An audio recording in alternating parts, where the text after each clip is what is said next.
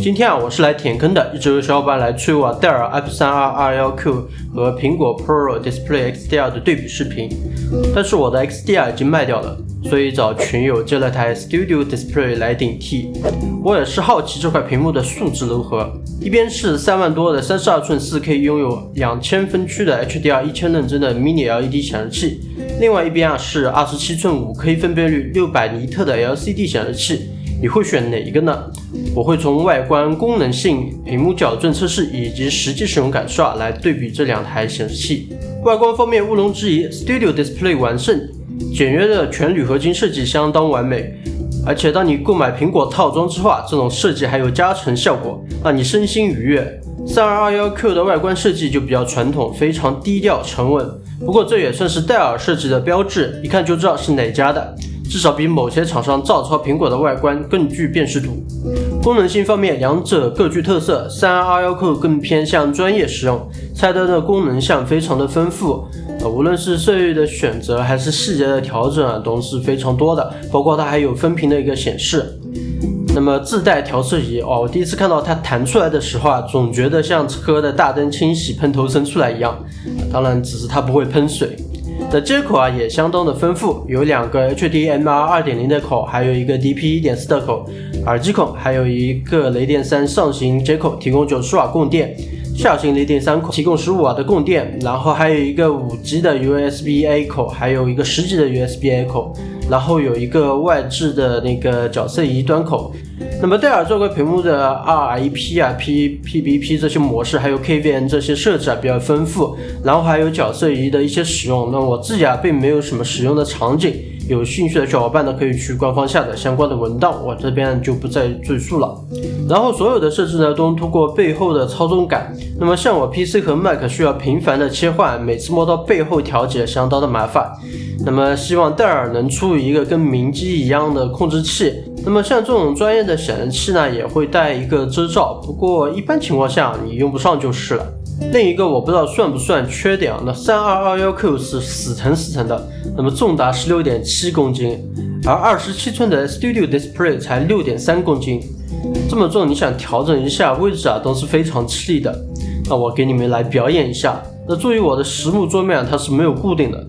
当我想移动显示器的时候，你看一下它的一个效果。Studio Display 给我的感觉更偏向家用，有麦克风、摄像头还有喇叭。那我们先把麦和镜头交给 Studio Display 来试一下效果。这是我平时录制视频用的灯光，可以看一下效果。我现在把摄影灯都关掉了，这是我卧室顶灯的一个灯光，可以看一下。画质感觉整体一般，不过内置的摄像头也都这样差不多，基本到能用的程度。那么至于音频大家都知道1寸大1寸强，所以我对显示器或者笔记本这块内置喇叭一直不太感冒，但是他们也在一直进步。那么我拿它来跟我3寸的喇叭做一下对比。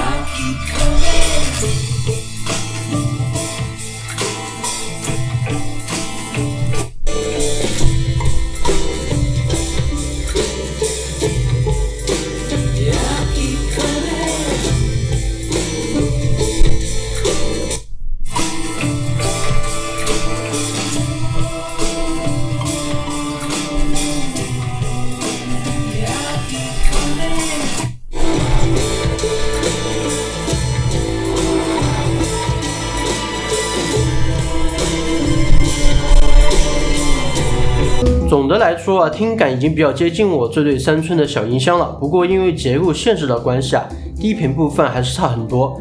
对于只求听个响的小伙伴来说绰绰有余。再来看一下 Studio Display 的接口，一个雷电3的上行接口提供96瓦的供电， 3个 USB-C 10级的接口，保持苹果一贯封闭的作风，它不支持多个输入源。别说 PC 和 Mac 分别输入了，即便是2台 Mac 也不行。平时还要使用 Windows 的小伙伴请三思。那你买来之后可能会比较尴尬，因为你会发现它没有办法当做主屏去使用。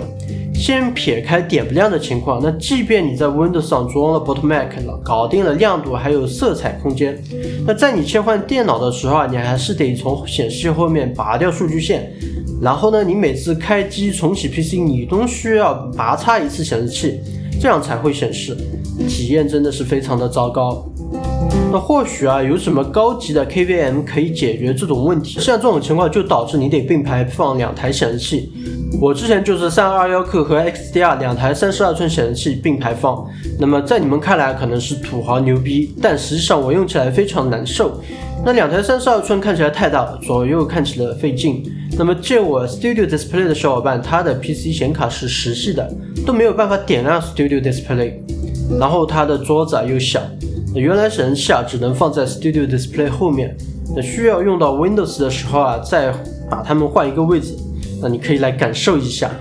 然后只有一个雷电口的关系你就没有办法像 3221Q 这样菊花链一个雷电3的硬盘盒，然后呢硬盘盒又菊花链一个10G 网卡。那你要知道 USB-C 口直接插雷电设备是不认的。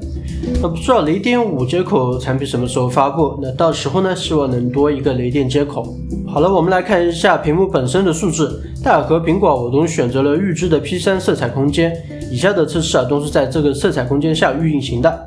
那么戴尔的 P3 色域覆盖率是 95%， 我测了好多次都没有到官方宣称的 99.8%， 不知道什么情况。那么 Studio Display 测试下来是 97%， 感觉有种主场的优势。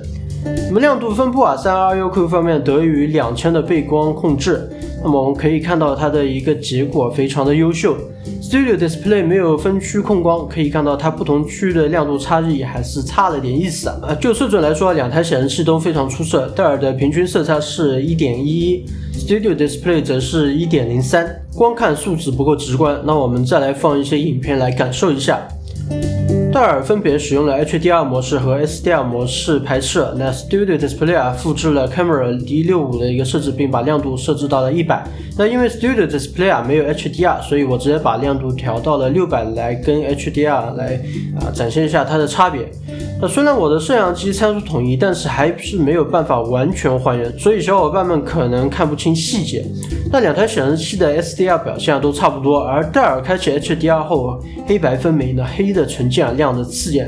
仔细看可以看到那个发光物周围还是有一些光晕。那我手上的 M1 的 HDR 屏它在播放的时候也是如此。那么两者它的控制程度都非常不错。Studio Display 因为纯粹体量的关系纯黑的画面呈现了灰色，那么也是传统 LCD 不可避免的一个情况。如果整个画面没有什么黑场，感官也是相当惊艳。不过色彩表现方面相比开启 HDR 的 3221Q 还是差一截。那么当然这也是 SDR 的问题。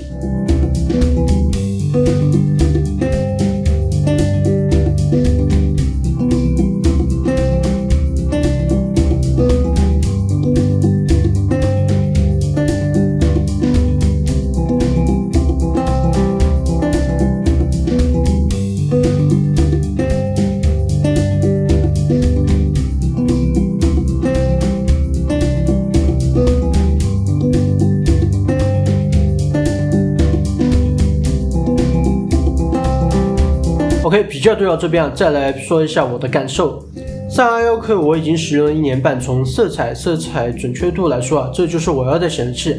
而且看着非常舒服。唯一的遗憾是它不是玻璃屏，而且 4K 的分辨率对于看惯了 Retina 屏幕的我来说还是低了点。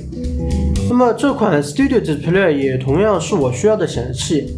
相当惊艳的色彩，而且 5K 的分辨率配合 macOS， 显示效果实在是太细腻了。如果我不是同时需要使用 Windows 的话，那 Studio Display 完全可以平替 3221Q。因为我看 HDR 的片子我会选择电视，我也不会制作任何 HDR 片子，或者在同一个显示器间看不同色域的内容，所以我是把 3221Q 当普通的 SDR 显示器来使用的。那时隔1年半，苹果出了新的显示器，各种 Mini LED 也像雨后春笋般涌现。